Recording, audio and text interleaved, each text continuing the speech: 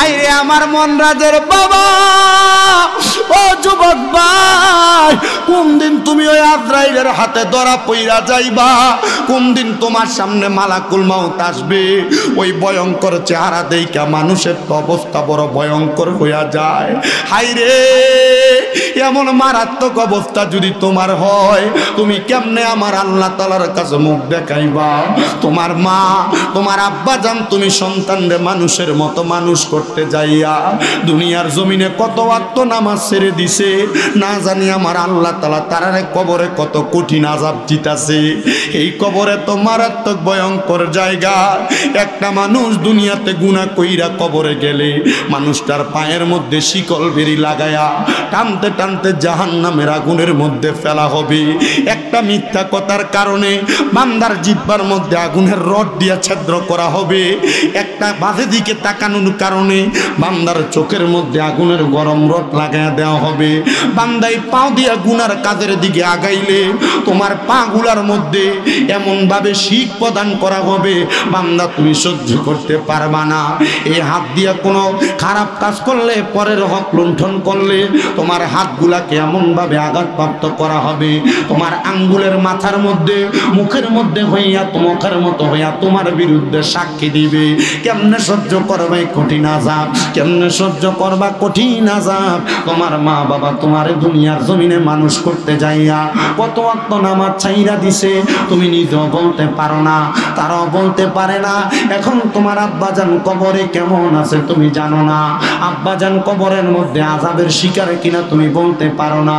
তোমার মা, তুমি সন্তানরে ছোটবেলায় মানুষ করতে যাইয়া প্রস্রাব পায়খানা তোমার আম্মা আব্বার বিছানার মধ্যে তোমার আম্মা আব্বার গায়ে লাগার কারণে কত নামাজ পড়ছে, নামাজগুলা কবুল হয় নাই, এটার গ্যারান্টি তো তুমি দিতে পারো না। এ সন্তান রে, তোমার আম্মা আব্বা অন্ধকার কবরে, তুমি কখন মারা যাইবে এটার গ্যারান্টিও তোমার কাছে নাই। শুধু আল্লাহর কাছে সব সময় দোয়া করবা, আল্লাহ আমার মরণ দিবেন, আমার চিন্তা নাই, আমার মরণ দিবেন, আমার টেনশন নাই। আল্লাহ আমার মরণ যখন দিবেন ঈমানের সাথে মরণ দিবেন। আল্লাহ তাআলা কোরআনুল কারীমের মধ্যে ঘোষণা করতেছে, ইন্নাল্লাযীনা আমানু, নিশ্চয় যারা ঈমান এনেছে, ওয়া আমিলুস সলিহাত, নেক আমল করেছে, উলাইকা হুম খায়রুল বারিয়া, ওই ব্যক্তিগুলা দুনিয়ার সবচাইতে ভালো মানুষ, সবচাইতে ভালো মানুষ। মায়ার নবী গো, আপনার কাছে জানতে চাই, এই ভালো মানুষটা কেমন করে মারা যাবে? ভালো মানুষরা কেমন কষ্ট পায় মারা যাবে? দেখেন বাজে লোকগুলা কেমন কষ্ট পায় মারা গেছিল, মরণটা বড় খারাপ মরণ। কিন্তু ইমানদার যখন মারা যাবে, আমার নবী কই উম্মত, ও উম্মতের দলেরা, ওই ভালো মানুষগুলা বড় ভালোভাবে মারা যাবে। নবী গো কেমনে মারা যাবে? বলে ভালো মানুষের রূহ নেওয়ার জন্য আজরাইল একবার না 4 বার আসবে, 4 বার। হ্যাঁ, কয়বার? কয়বার? আজরাইল কি ভালো মানুষের রূহ নেওয়ার ক্ষমতা নাই? কেন 4 বার কেন আসবে? তিরমিজি শরীফের একটা হাদিস শরীফ শুনেন, আল্লাহর নবী কই উম্মত শুনে নাও, আজরাইল সর্বপ্রথম আইসা ইমানদার বান্দার বুকের মধ্যে হাত দিবে, কিন্তু বুকের মধ্য থেকে 2টা ফেরেশতা বাধা দিবে। আজরাইল, ইমানদারের রূহ তুমি বুক দিয়া কবজ করতে পারবা না। বলে কেন কেন কেন কবজ করতে পারবো না?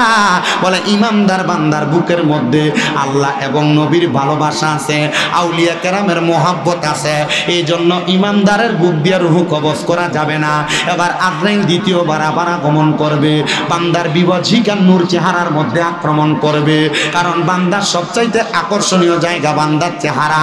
এবারে কপালের মধ্য থেকে 2টা ফেরেশতা ডাক দিয়া বলবে, রে আজরাইল, হে আজরাইল, বান্দার রূহ তো মুখ দিয়া কবজ করতে পারবা না। বলে কেন? বলে বান্দা তো ইমানদার, বান্দা 5 ওয়াক্ত নামাজের মধ্যে সুবহান রাব্বিয়াল আলা বইলা আমার আল্লাহ তাআলার প্রশংসা করেছে, এই জন্য বান্দার রূহ কবজ করা যাবে না মুখ দিয়া। এবার বান্দার ডান দিক থেকে হামলা করা হবে, ডান দিক থেকে 2টা ফেরেশতা বাধা দিবে।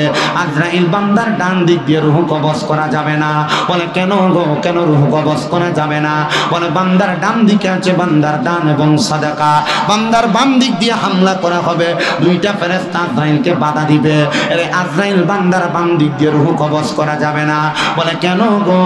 বলে বান্দার বাম দিক দিয়ে আছে বান্দার মা বাবার খেদমত, এই জন্য বান্দার রূহটা কবজ করা যাবে না। এ নবী গো, তাইলে বান্দার রূহটা আজরাইল কেমনে কবজ করব? বলে সাদরাতুল ইয়াকিন নামক একটা গাছ আছে লামকানের মধ্যে, ওই গাছের পাতায় পাতায় বান্দাদের হায়াত লিপিবদ্ধ আছে। যখন গাছের পাতাটা চিরা পইরা যায়, বান্দার রূহুর হায়াতটা শেষ হয়ে যায়, তখন আজরাইল বান্দার সামনে আসে। আল্লাহ বলবে রে আজরাইল, বান্দার রূহ কবজ করবা। এখন বান্দার রূহ তো কবজ করতে পারবা না, বান্দা ঈমানদার, কারণ ঈমানদাররা মওতের সময় কালিমা নসিব হয়। কথা কোন ঠিক কিনা? অনেকে দেখবেন মরার সময় দাঁত কিচ্ছু মারা যায়, বোবা হয়ে মারা যায়। কথা বলেন না কেন? ঈমানদারের মওতের সময় কি নসিব হয়? জোরে কন্যা কি নসিব হয়? আপনারা বলেন, আপনাদের মরণের সময় কালিমা নসিব হোক, আপনারা চান কি চান না? মুহাব্বতে কন্যা চান কি চান না? আজকে কিন্তু কুলাউড়ার মন্ডাজ এলাকার মানুষ ঈমানের একটা পরীক্ষা দিছে, কারণ একদিকে জান্নাত আর একদিকে জাহান্নাম। আমি কইছিলাম জান্নাত আর জাহান্নাম একরকম না। আমরা যারা এখানে আসছি আমরা সবাই জান্নাতের বাগান হয়ে আসছি। ঈমানের পরীক্ষাটা বড়। 1200 টাকার টিকিটও তোমার লাগে নাই, টিকিট ছাড়াই তোমরা জান্নাতের বাগানে। কথা কও ঠিক কিনা? আমার খানে খানে কয় হুজুর ও তোর বিরুদ্ধে কইও না চাই কেন হুজুর কইলে হুজুর ইয়া আমার উপর প্রেশার আইতো। আমি কইলাম যখন আমার ওইটা কওয়া আমার উপরে ওয়াজিব হইছে। কেন ভাই সাহেব, তুমি কোরআন সুন্নাহর মাহফিলও তো কোরআন সুন্নাহর মাহফিল, কোরআন সুন্নাহ বিরোধী যে কাজ, ওর কাজের বিরোধী কত হইব। আর যদি তুমি ওলা কথা মাত না মাতো, তাইলে আল্লাহর জাহান্নাম তোমার লাগি রেডি। আল্লাহ আমরারে বুঝার তৌফিক দিত। আমরা বুঝমু হবে, আমরা বুঝছি নাই তো। দেখেন আপনার ফুয়া আপনার ফুড়ি ওই সিরিয়াল ধরছে যাবার লাগি, তো যাইবা খবরে মায়ের খিতা কম না বেশি? আজাবুন শাদীদ, কাঁচা বাসর গুড়া দিয়ে বাইরে শুকনা বাস দিয়ে মারতো নাই, কারণ তুমি যা খাইছো না নি ও শুকনা বাস তোমার বাড়ি দিলে তোমার আড্ডি দিয়ে শক্ত বাস ভাঙি দেবে। আর কাঁচা বাসের গুড়া না দাঁড়ো দাঁড়ো আছে, বাড়ি যদি দেয় না নি আড্ডি আস্তা গুড় হইব, পাউডার হয়ে যাবে মাতে না, ঠিক না নি? ও মেসা ভাই শোন আইন হুজুর আপনি কোনানো গেছো দিন হুজুরে আর 2টা 3টা কোয়া বান্ধা দেই না আগে। আইন ও না আপনিও বইন জামাল মিয়া দারু দি দেই না একটা চিয়া আপনি না হাফিজ শাহ মারহাবা কই। হ্যাঁ ও তো আমি তো দেখছি হাফিজ জামশেদ আলী সাহেব, শিক্ষক সৈয়দ নজিবিয়া খাতুনিয়া হাফিজিয়া মাদ্রাসা। মারহাবা, তারারে ভালোবাসবা, মায়া করবা বেশি। আলিমুল আমারে কিতা করবা না, এখন আলিমুল আমারে বাস দে মাতে না বে কিতা দে দেওনি বা মল্ল দিতা নানি মল্ল বাস দিতা না, কি জাত মানুষ। মল্লে বাস দিও, জিন্দা থাকতে বাস দিও না ভাইসা, জিন্দা থাকতে যদি বাস দিও তো বেটার বাসা লাগবো নি কিতা ভাই কষ্ট নি। ও খুব কামার হবা, যদি পারো তুমি একটু সামনে দিয়ে আগ যাও, সামনে দিয়ে তোমার আরেকটা বাইরে বোয়ার জায়গা করে দাও, তাহলে তুমি যদি একজনের জায়গা করে দাও আল্লাহ তোমার জান্নাতে বোয়ার জায়গা করে দিব। দেখি জান্নাতের লালুস কার কার আছে বে, আও দাও তুমি তোমার একটা বাইরে ওখানে মাহফিলে বোয়ার জায়গা করো, আল্লাহ তোমার জান্নাতে বোয়ার জায়গা করিয়া দিব। আও আও আও আস্তে আস্তে আও, মাশাআল্লাহ। মানে দেখছো নি কত ভালো মানুষ না, তা তোমরা বাইরেও থাকো অসুবিধা নেই, শোনো বাইরে বইয়ে বইয়ে বসো, আও যার মন চাইব তাই নাই, প্রবলেম নেই, কোনো প্রবলেম হইলে আমার কইবা ইনশাআল্লাহ। আপনার অসুবিধা হননি? ঠিক আছে নি আপনারা সবাই? ওয়াজ আর করতে হইতো নি, ওই তো ইনশাআল্লাহ চলবো, ইনশাআল্লাহ আল্লাহ কবুল করতে আমিন কও। ও দাঁড়ো দি দেখছেন নি তারা যে ক্ষেতের একটা আইল পাইছে না, নিজে আরাম করিয়াছে, আরো লাগান পাইছে মাশাআল্লাহ। বইন না না বইন এমনিও ঠিক আছে, মারহাবা কও। তারা মনে করছে আমরা মাহফিলে মানুষ নাই, দেখিছেন একটা তাকবীর দিয়ে বুঝাওছেন যে আমরা মানুষ আছি, যে নারে তাকবীর আল্লাহু আকবার, লড়াইব কারণ মুসলমান তো গুল্লি লয়ে যায় না, তো যুদ্ধ করার লাঠি লয়েও যায় না, টেডা লয়েও যায় না, চেনিও লয়ে যায় না, দাও লয়ে যায় না। কারণ শাহজালাল আমিনী আর হযরত নাসিরউদ্দিন সিবানদালা বুঝাইছই যে আমরা লাঠি লয়ে যুদ্ধ করতাম না, আমরা আল্লাহু আকবরের ধ্বনি দিয়া গুরু গোবিন্দ বাদশার রাজপ্রাসাদ ভাঙবো, মুসলমানের আল্লাহু আকবরের ধ্বনির মতো অস্ত্র আর ছাড়ো বাংলা।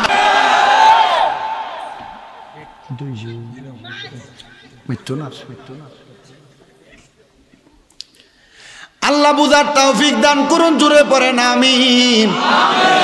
ইমানদারের কাছে আসবে কয়বার? রুহ কি নেওয়া যাবে? কি মজা! এই এখানে যে মহিলারা আছেন কোনো কথা বলা যাবে না, নিরাল ওয়াজ শুনুন। আমি আপনাদের পক্ষের কথা একটু আগে বইলা দিচ্ছি, একটা প্রজেক্টরের কথা বলছি না, আমি তো জানি, আমি অবস্থা বুঝি। আমি বললাম না আমি এখানে বৈশা চারিপাশের মোটামুটি একটু একটু খবর হইলো বলতে পারবো, কারণ আমি ওয়াজ করতে করতে আমার অভ্যাস হয়ে গেছে। আমি ওয়াজ করি 2017 সাল থেকে, হিসাব করেন গইনা কয় বছর হইছে।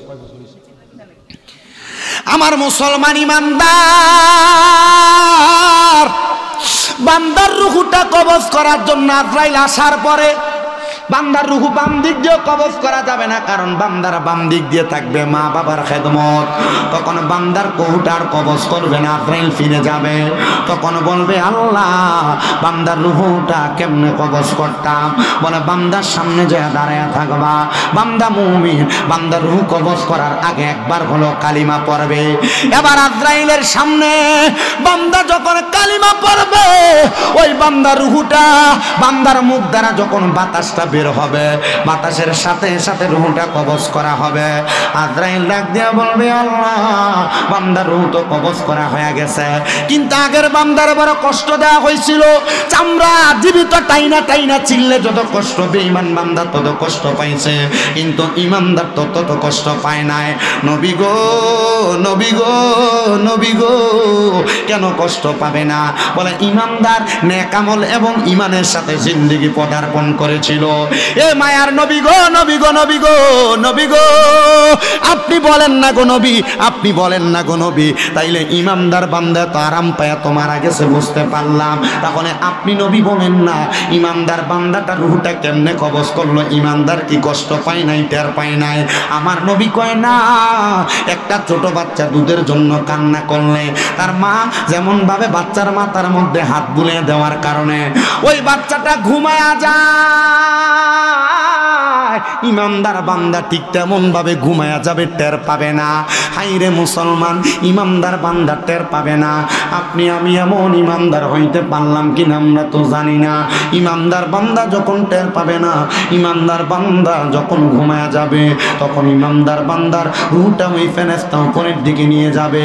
আগের বান্দা বেঈমান বেআমলকে থুতু দিয়েছিল, কিন্তু অন্য ফেরেশতারা থুতু দিবে না, তারা বলবে আহলান ওয়া সাহালান মারহাবান দুয়ুফুল্লাহ দুয়ুফুর রহমান, হে আল্লাহর মেহমান আপনাকে স্বাগতম, আসেন আসেন আসেন। বান্দাকে স্বাগতম জানাইয়া উপরের দিকে নেওয়া হবে, বান্দারে জান্নাতের মধ্যে সব জায়গা দেখানো হবে। আজরাইল বলবে আল্লাহ বান্দার রূহ তো কোনো জায়গায় রাখা যায় না, কি করব গো? তখন আমার আল্লাহ তাআলা আজরাইলকে আয়াত তেলাওয়াত করে শোনায়া দিবে, ওয়ালা তাকুলু লিমান ইউকতালু ফি সাবিলিল্লাহি আমওয়াত বাল আহইয়াউ ওয়ালাকিন লা তাশউরুন। তুমি কি জানো না আল্লাহর যারা খাস বান্দা, যারা আল্লাহর রাস্তায় শহীদ হয়ে গেছে, আল্লাহর রাস্তায় ইন্তেকাল করেছে, আল্লাহর রাস্তায় দুনিয়ার জীবনটা কাটায় মওতের বিছানায় শুইছে, এরা মরে না, এরা জিন্দা, বাল আহইয়াউন, এরা জিন্দা। শুধু জিন্দা না, ওয়ালাকিন লা তাশউরুন, এদেরকে যারা মরা বলে এরা নির্বোধ, এরা বোকা, এরা বুঝে না। এজন্য মনে রাখবা শাহজালাল ইয়ামিনী মরে নাই, শাহপরান ইয়ামিনী মরে নাই, সাহেব কেবলা মরে নাই, এরা জিন্দা জিন্দা জিন্দা। কিন্তু আমরা বান্দারার চামড়ার চোখ দিয়া দেখি না, অন্তরের চোখটা খুইলা দেখো, মুরাকাবায় বইসা দেখো, দেখবা তারা তোমাদের মাঝে মাঝে আইসা ঘুইরা ঘুইরা তোমাদের সকল অবস্থা অবলোকন করে। জোরে জোরে বলেন সুবহানাল্লাহ। এই হিকমতের জ্ঞান তোমার কাছে আসে কিনা জানি না, তবে তোমার কাছে বলবো ইমানদারের দৌলত দিয়ে তুমি তোমার জীবন সাজাও, তাইলে তুমিও চোখ বন্ধ করলে দেখতে পারবা। কিন্তু আমরা তো দুনিয়ার জীবনে সময় কাটাইতে কাটাইতে বেহুদা হয়ে গেছি, নেক আমল না করতে করতে জীবনটাকে আমরা বরবাদ করে দিয়েছি। আসে বলে ওরে সংসার সংসার কইরা ববে গো, করলি না বন্দিগি, ওরে কিভাবে কাটাইবা মনরে কবরের জিন্দে গিরে, হাইরে ওরে জীবন গুনাই গুনাই গেল রে, বলেন ওরে জীবন গুনাই গুনাই গেল রে, হাইরে বাড়ির পাশে পুকুর পারে গো, বাজবি সুখের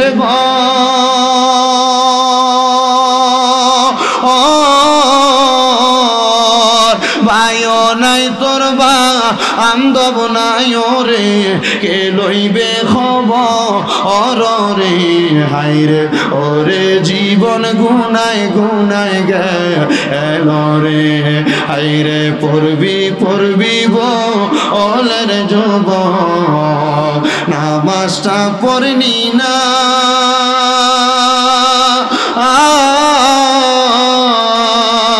আজরাইলা শিয়া ধরলে তোমায় গো, জবাব দিতে তো পারবি না গো, হাইরে ওরে জীবন গুনাই গুনাই গেল রে, কন্যা সংসার সংসার কইরা ববে গো, করলি না বন্দেগি, কিভাবে কাটাইবা মনরে কবরের জিন্দে গিরে, হাইরে ওরে জীবন গুনাই গুনাই গেল রে, বলেন ওরে জীবন গুনাই গুনাই গেল রে। হাইরে আমার মন রাজের বাবা, ও যুবক ভাই, কোন দিন তুমি ওই আজরাইলের হাতে ধরা পইরা যাইবা, কোন দিন তোমার সামনে মালাকুল মাউত আসবে, ওই ভয়ঙ্কর চেহারা দেইখা মানুষের তো অবস্থা বড় ভয়ঙ্কর হইয়া যায়। হাইরে এমন মারাত্মক অবস্থা যদি তোমার হয়, তুমি কেমনে আমার আল্লাহ তাআলার কাছে মুখ দেখাইবা? তোমার মা তোমার আব্বা জান তুমি সন্তানরে মানুষের মতো মানুষ করতে যাইয়া দুনিয়ার জমিনে কত ওয়াক্ত নামাজ ছেড়ে দিছে, না জানি আমার আল্লাহ তাআলা তারারে কবরে কত কঠিন আযাব দিতাছে। এই কবরে তো মারাত্মক ভয়ঙ্কর জায়গা। একটা মানুষ দুনিয়াতে গুনাহ কইরা কবরে গেলে মানুষটার পায়ের মধ্যে শিকল বেরি লাগায়া টানতে টানতে জাহান্নামের আগুনের মধ্যে ফেলা হবে। একটা মিথ্যা কথার কারণে বান্দার জিহ্বার মধ্যে আগুনের রড দিয়া ছিদ্র করা হবে। একটা বাজে দিকে তাকানোর কারণে বান্দার চোখের মধ্যে আগুনের গরম রড লাগায়া দেওয়া হবে। বান্দাই পাও দিয়া গুনার কাজের দিকে আগাইলে তোমার পা গুলার মধ্যে এমন ভাবে শিক প্রদান করা হবে, বান্দা তুমি সহ্য করতে পারবা না। এই হাত দিয়া কোনো খারাপ কাজ করলে, পরের হক লুণ্ঠন করলে তোমার হাতগুলাকে এমন ভাবে আঘাতপ্রাপ্ত করা হবে, তোমার আঙ্গুলের মাথার মধ্যে মুখের মধ্যে হইয়া মুখের মতো হইয়া তোমার বিরুদ্ধে সাক্ষী দিবে। কেমনে সহ্য করবে কঠিন আযাব, কেমনে সহ্য করবা কঠিন আযাব। তোমার মা বাবা তোমার দুনিয়ার জমিনে মানুষ করতে যাইয়া কত ওয়াক্ত নামাজ ছাইরা দিছে, তুমি নিজেও বলতে পারো না, তারাও বলতে পারে না। এখন তোমার আব্বাজান কবরে কেমন আছে তুমি জানো না, আব্বাজান কবরের মধ্যে আযাবের শিকার কিনা তুমি বলতে পারো না। তোমার মা তুমি সন্তানদের ছোটবেলায় মানুষ করতে যাইয়া প্রস্রাব পায়খানা তোমার আম্মা আব্বার বিছানার মধ্যে তোমার আম্মা আব্বার গায়ে লাগার কারণে কত নামাজ পড়ছে, নামাজগুলা কবুল হয় নাই, এটার গ্যারান্টি তো তুমি দিতে পারো না। এ সন্তানদের তোমার আম্মা আব্বা অন্ধকার কবরে তুমি কখন মারা যাইবে এটার গ্যারান্টি কিছুই তোমার কাছে নাই, শুধু আল্লাহর কাছে সব সময় দোয়া করবা, আল্লাহ আমার মরণ দিবেন, আমার চিন্তা নাই, আমার মরণ দিবেন, আমার টেনশন নাই। আল্লাহ আমার মরণ যখন দিবেন ঈমানের সাথে মরণ দিবেন। এই মরার কথাটা দৈনিক বারবার বারবার চিন্তা করবা, কারণ আমার নবী মুসনাদে আহমদের হাদিসে বর্ণনা করতেছে, দুনিয়ার জমিনে কেউ যদি মাত্র 20 বার দৈনিক মরার কথা স্মরণ করে, আমার আল্লাহ তাআলা ওই বান্দার মরণটা যখন দিবে শহীদের মরণ দান করবে। কিন্তু আপনি যে মারা যাবেন শহীদের মতো মরবেন কিনা এটার গ্যারান্টি তো আপনার কাছে নাই। ও বাবা, ব্যবসা করেন, বাণিজ্য করেন, কাজকর্ম করেন, ক্ষেতের মধ্যে কাম করেন, আপনি যেখানে যেই কর্ম করেন না কেন শুধু মরার কথা বারবার স্মরণ করবেন। মরার কথা স্মরণ করলে ওই মরণটা ভালো মরণ দিতে পারে একজন, তিনি কে? আমার মরণের কতদিন বাকি আমি জানিলাম না গো, আল্লাহ মরণের কতদিন বাকি, আমার মরণের কত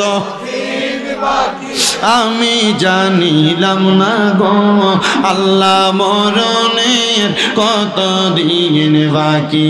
আর আজরাইল আসিয়া যখন হস্তে দিবা ধরিয়ে, তখন আমার মনাবাই করবে লুকাচুরি, আমি জানিলাম না গো, আল্লাহ মরণের কত দিন বাকি, আমার মরণের কত দিন বাকি আমি জানিলাম না গো, আল্লাহ মরণের কত দিন বাকি।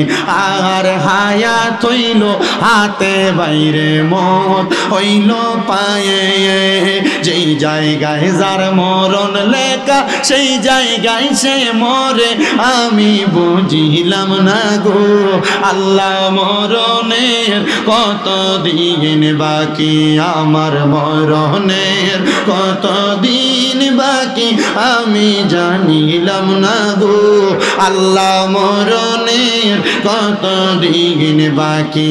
আর 40 দিনের আগে বাইরে মতের নিশানি, জন্দতে আসিয়া তোমার হাতে দিবে আন্দি, আমি বুঝিলাম না গো, আল্লাহ মরণের কত দিন বাকি। বলেন মরণের কত দিন বাকি আমি, ও আল্লাহ মরণের কত দিন। আর 30 পারা কোরআন বাইরে মনে কইর তয়, কোন জায়গায় কোন হরফ লেখা রাখিও নিদয়, আমি বুঝিলাম না গো, আল্লাহ মরণের বাকি। বলেন মরণের কত দিন বাকি আমি জানিলাম, ও আল্লাহ ও বাবা, এই মরার কথা শুনলেন, মরার কথা স্মরণ করলেন, বেঈমানের মতো মরার কথা বুঝলেন, ইমানদারের মতো মরার কথা বুঝলেন, কিন্তু আপনি বাড়িতে যেয়ে আপনার মা বাপটিরে ভাত দিলেন না। বাড়িতে যেয়া দেখলেন আপনার আম্মা আব্বা জুদা, বড় ভাইয়ের ঘরে এক বেলা ভাত খায়, মেজো ভাইয়ের ঘরে এক বেলা ভাত খায়, ছোট ভাইয়ের ঘরে এক বেলা ভাত খায়। আপনার বউ আপনার কথায় কথায় বলছে, তুমি কি ফুতইলা, তোমার মা বাপের তার 2-3টা ছেলে মেয়ে আছে, তুমি দিয়ে একা তোমার মা বাপরে ভাত খাওয়াও, তারা কি করছে, তারা খাওয়াইতে পারে না?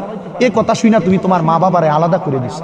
তোমার মা এক সপ্তাহ এই ঘরে ভাত খায়, এক সপ্তাহ ওই ঘরে ভাত খায়, এক সপ্তাহ ওই ঘরে ভাত খায়। কি রে আব্বা, তোমার আম্মা আব্বা তো তোমরা 3 ভাই 4 ভাই এইভাবে পালানি, তোমরা 3 ভাই 4 ভাই তো এই এক মা বাপের ঘরে ভাত খাইছিল, কেমনে তুমি তোমার বউয়ের কথা শুনা তোমার এই আম্মা আব্বারা আলাদা করছো? আল্লাহর কসম করে বলি, লংলার বাবারা, কুলাউড়ার বাবারা, এই মনরাজের বাবারা, আশেপাশে এলাকার মুসল্লিরা ওই আম্মা আব্বার মনে কষ্ট দিয়া, আম্মা আব্বারে ভাত না দিয়া, আম্মা আব্বারে ধমক দিয়া, শামিমরা দানা পুরা মৌলভীবাজার পুরা সিলেট বিভাগের বড় আলেম দিয়াই না ওয়াজ করাইবা, এই ওয়াজ দিয়া কোনো ফায়দা হবে না। বহুত মা বাবা বিছানার সাথে মাথা লাগাইয়া বালিশের সাথে কান্দে, কেন? এই ফুতে আমার ধমক দেয়, এই ফুতে বউয়ের কথা শুনে আমার বাদ দেয় না। বহুত মা বাবা চোখের পানি ধরে রাখতে পারে না, সন্তানের কাছে ভয়ে কিছু খাইতে মন চাইলে চায় না, কারণ সন্তানের কাছে চাইলে সন্তান যদি উল্টে ধমক দেয়? কিন্তু তুমি চিন্তা করে দেখো, আব্বার কাছে যে 2টা টাকা চাইছো, আব্বা কিন্তু পকেট থেকে বাইর করে দিয়ে দিচ্ছে।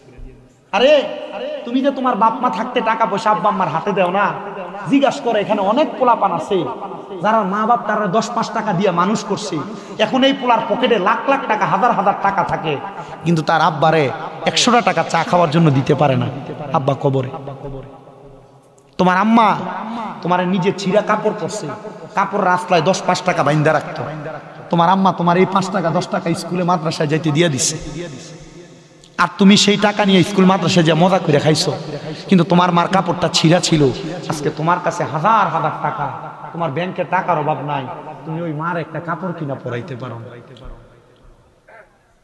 তোমার মা ঘরে 3 টুকরা মাছ রান্না করতো, দুপুর বেলা তুমি তোমারটা খাইতা, তোমার বাপ তোমার বাপেরটা খাইতো, মা মারটা রাইখে দিত, আমার ফুতে রাত্রবেলা মজা করে ভাত খাইত, মা জুল্লি দিয়া ভাত খাইত। সকালবেলা পান্তা বাত্রা মা খাইতো না, আমার ফুতে স্কুল মাদ্রাসা থেকে আইলে খাম করে আইলে আমার ফুতে পানি বাত্রা খাইলে আমার ফুতের কলজাটা ঠান্ডা হইব, মা খাই নাই, মা পানি খেয়ে কলের পানি খেয়ে সময়টা কাটাইছে, তুমি ফুতেরে মা পান্তা ভাত রাইখে দিছে, আমার ফুতের কলজা ঠান্ডা হইব, তুমি ফুত ওই মা বাপরে জুদা করে দিছ, আর শামীম রাজার ওয়াজ শুনবা, আল্লাহর কসম এই ওয়াজ দেখো দাও, পারলে তোমাদের পাউডি আমার সামনে দাও, যদি কেউ এই মা বাপরে জুদা করে দিয়া থাকো, কোনোদিন ধমক দিয়া থাকো, আমি আমার জিব্বাটা দিয়া তোমার পাউডা পরিষ্কার করে দিল, তবু ওয়াদা করবা হুজুর আজকের এই লংলার স্টেশন জামে মসজিদের মাহফিল থেকে আমি বাড়িতে যখন যামু ওই মার ওই বাপের পায়ে ধরে মাপ চামু, আম্মা আব্বার পাউডি ধরে কইবা মা আল্লাহর রাস্তায় আমারে মাফ করে দেন, আব্বা আল্লাহর রাস্তায় আমারে মাফ করে দেন, যতক্ষণ পর্যন্ত মা বাপ মুখ দিয়া বলছে তোমারে মাফ করে দিছি, ততক্ষণ মা বাপের পাও ছাইরো না, কারণ মনে রাখবা সাখাতুর রব্বি ফি সাখাতিল ওয়ালিদাইন, আম্মা আব্বার অসন্তুষ্টিতে আমার আল্লাহ অসন্তুষ্টি, ওই মা বাবার মনে কষ্ট দিয়া তোমার মসজিদে দেয়া সেজদা দিতে দিতে কফাল কালা বানাইবা, মক্কা মদিনা দেয়া হজ করবা,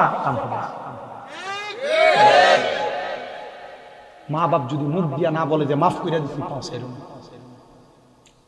অনেকে চিন্তা করে হুজুর আমিও কি মাফ চাইতাম, আমি তো অন্যায় করি নাই, আরে বেটা আম্মা আব্বার পায়ে ধরলে দাম কমে না, সম্মান কমে না, তোমরা দোয়ায়, আমি ছোট মানুষের 6টা মাদ্রাসা কুমিল্লা, আমি জানি এটা আমার নিজের যোগ্যতায় হয় নাই, আমার মা বাবার দোয়ার বরকতে, যখন মাদ্রাসায় ক্লাস 6-7 পড়ি হুজুর কইছিল আম্মা আব্বার পায়ে চুমা দিলে জান্নাতের চৌকাটে চুমা দেওয়া সওয়াব পাওয়া যায়, এরপরে বাড়িতে যে আম্মা আব্বা ঘুমাইছে মা বাপের পায়ে চুমা দিছি, এখনো মাঝে মাঝে আব্বার পায়ে চুমা দিলে কয় দেখ ফোলা কি করে, আম্মা আব্বার পায়ের কাছে ছোট হইলে সন্তানের দাম কমে না, ইজ্জত কমে না, সম্মান কমে না, আল্লাহ তাআলা এই সন্তানদের দেশের কাছে 10-এর কাছে বড় বানায়। কিন্তু অনেকে তো চিন্তা করে হুজুর যারার বাড়িতে আব্বা আছে তারা বাড়িতে যে আব্বার পায়ে ধরে মাপ চাইব, আমার তো আব্বা নাই, আমি কার পায়ে ধরে মাপ চাইব? হুজুর যারার বাড়িতে মা আছে তারা বাড়িতে যে মার পায়ে ধরে মাপ চাইব, আমার তো মা নাই, আমি কার পায়ে ধরে মাপ চাইব? ও সন্তান, আম্মা আব্বারে কবরে শোয়া দিছ, মাপ চাওয়ার সুযোগ নাই। আমি বলবো আজকের মাহফিল কবুল হবে কি হবে না এটার গ্যারান্টি কেউ দিতে পারবে না, তবে একটা গ্যারান্টি দেওয়া যায়, আগামীকালকে যদি দেখো এই লংলা স্টেশনের চা দোকানে বৈশা কোনো বাবা বলতেছে হ্যাঁ আমার ফুতে শামীম রেজার ওয়াজ শুইনা বাড়িতে এসে আমার পায়ে ধরে মাপ চাইছে, কিন্তু আমার ফুতে কোনোদিন আমার লগে কোনো অন্যায় করে নাই, আমার সন্তানে মনে করবা মাহফিল কবুল হয়ে গেছে। যদি শুনো এই বাড়ির মহিলা ওই বাড়ির মহিলার কাছে বলছে আমার সন্তান শামীম রেজার ওয়াজ শুইনা আমি মার পায়ে ধরে মাপ চাইছে, কিন্তু আমার সন্তান কোনোদিন আমার সাথে কোনো অন্যায় করে নাই, মনে করবা মাহফিল কবুল হয়ে গেছে। বলে হুজুর কেন? কারণ ওই আম্মা আব্বা খুশি, রেদার রব্বি ফি রিদাল ওয়ালিদাইন, আম্মা আব্বার সন্তুষ্টিতে আল্লাহ সন্তুষ্টি। এজন্য মনে রাখো আম্মা আব্বা যতদিন বাইচা আছে টাকা পয়সার হিসাব করো না, আম্মা আব্বা যতদিন বাইচা আছে এই রত্নটারে যত্ন করো। আম্মা আব্বার পেছনে যেই সন্তান মাত্র 1 দিরহাম খরচ করে এই সন্তানকে আল্লাহ তাআলা লাখ লাখ সম্পদ দিয়া ভরপুর করে দেয়। সন্তান দুনিয়ার জমিনে এমন সম্মানে সম্মানিত হয় আল্লাহ তাআলা দেখেন। ও বাবা অনেক মা বাবারে খাওয়াইতে পারো না, আম্মা আব্বা কবরে, আমি বলবো আম্মা বউ সুস্থ হয়ে গেলে ফলমূল খাওয়াইয়া কি করবা? সুস্থ থাকতে আম্মা আব্বার 1 কেজি আপেল নিয়ে খাওয়াইও। আম্মা বউ সুস্থ হইলে আপেল খাওয়াইলে তো পাতলা পায়খানা হয়ে যাবে, সুস্থ থাকতে 1 কেজি আপেল কিনা খাওয়াইলে, 1 কেজি আঙ্গুর নিয়ে খাওয়াইলে বলে হুজুর এত কিছু কিনার তৌফিক নাই। আরে বাবা এই সপ্তাহে 1 কেজি আপেল কিনো, পরের সপ্তাহে 1 কেজি আঙ্গুর কিনো, পরের সপ্তাহে 1 কেজি কমলা কিনো, আম্মারে নিয়ে হাতে দিও খাইতে, আম্মারে নিয়ে দিয়া কইও আম্মা খান। কিরে বাবা তোমার আব্বা তো রাস্তাঘাটে কোনো ভালো খানা দেখলে খাইছে না, লুঙ্গির খুঁটটার মধ্যে কইরা খানাটা লয়ে আইছে পুতের লেগে। আজকে তোমার আব্বা কবরে তুমি খাওয়াইতে পারো, তোমার আম্মা কবরে খাওয়াইতে পারো। সবার কাছে করো জোর আবদার করো, হুজুর আমার মা কবরে, বাবা কবরে, আমি আমার কবর হাসর নিদান ফুলসেরাত আমার মুত্রা ইমানি মরণ চাই। আমি বলবো তুমি তোমার আম্মা আব্বার জন্য খাস করে দোয়া করো। নবী বলছেন এই যে কান্দে না, চোখের পানিটি পড়ে না, পানিটি পড়ে না, যে চোখের পানিটি পড়ে না, কি লেগে পড়ে? আল্লাহর নবী কইছে দুনিয়ার জমিনে কোনো সন্তানের মা মারা যাওয়ার পর, বাবা মারা যাওয়ার পর ওই সন্তান যদি রব্বির হামহুমা কামা রব্বায়ানি সগীরা বইলা চোখের মনি কোঠার ভিতরে একটা মাছির মাথা পরিমাণ পানি ছেড়া দেয়, ওই পানিটা মাটিতে পড়ার আগে আল্লাহ তার মা বাবার জীবনের গুনাহ মাফ করে দেয়।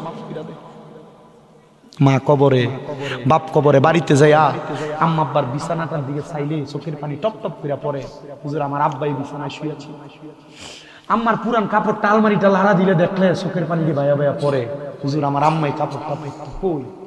এখন তো তোমার কাছে টাকা আছে, আব্বা জুতা পড়তে পড়তে জুতার মুরালিটা ছিঁড়া দিতে, গোড়ালিটা রাস্তার সাথে পাও লাগতো, কিন্তু মনে করে দেওয়া তোমার আব্বা তোমার ছোট্ট জুতা কিনে আইনা দিত শীতের দিন, ওই জুতা পায়ে দিয়ে তুমি খাটের উপর দৌড়াদৌড়ি করছো, বুঝলা গেছো?